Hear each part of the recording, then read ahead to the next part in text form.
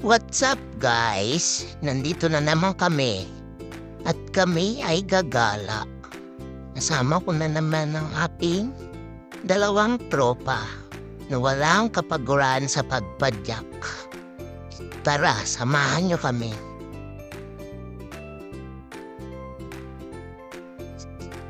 Tara, sige, habol kayo. Gusto nyo yan eh. Binabaybay namin ngayon ang daan patungo sa walang hanggan. Kaya guys, samahan nyo kami hanggang sa marating namin ang dulo ng walang hanggan. Oops, may hams na pagkalaki-laki. Nandito na po kami sa main road going to North EDSA. Medyo malayo pa. Kaso pagod na yung dalawa kong kasama. Kasi nakabike lang sila. At ako ito, naka-e-bike. Nakakatamad kasi mag-bike. Nakakapagod. Tapos, papawisan ka pa. Dito nga pala guys sa bandang kanan ay kaliwa. Ay kanan. Ay kaliwa pala.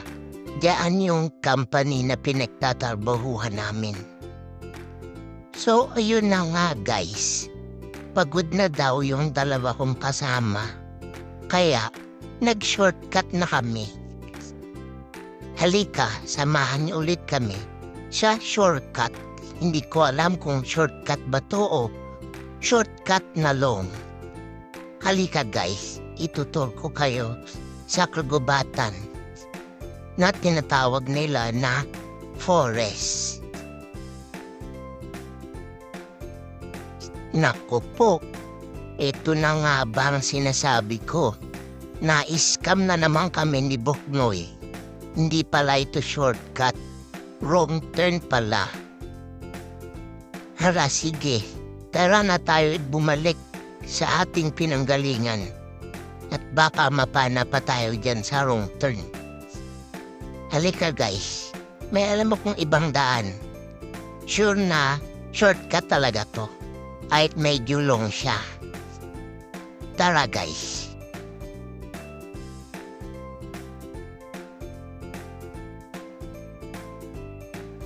Naku po, dalawa ang daan. Alin kaya dito? Mag-mini-mini mo na lang kaya ako. Kaliwa kanan. Sige dito na lang. Sige una kayo guys, para walang sisihan sa huli. Inaw ko po, gubat na gubat pala ere. Parang naghisi na ako na sumama pa ako sa inyo. Pero anong magagawa ko? Sige lang, diretso lang. Walang iwanan hanggang sa huli. Sabi ko na, mas masarap pang humiga at humilata na lang sa bahay habang kumakain ng popcorn at nanonood ng paborito kong Netflix series. Pero nandito na tayo eh. Sige lang, tuloy lang. Laban lang kahit nahihirapan ka na. Eto na yata yung sinasabi ko. Nasa dulo ng walang hanggan. Kasi kanina pa kami paikot-ikot.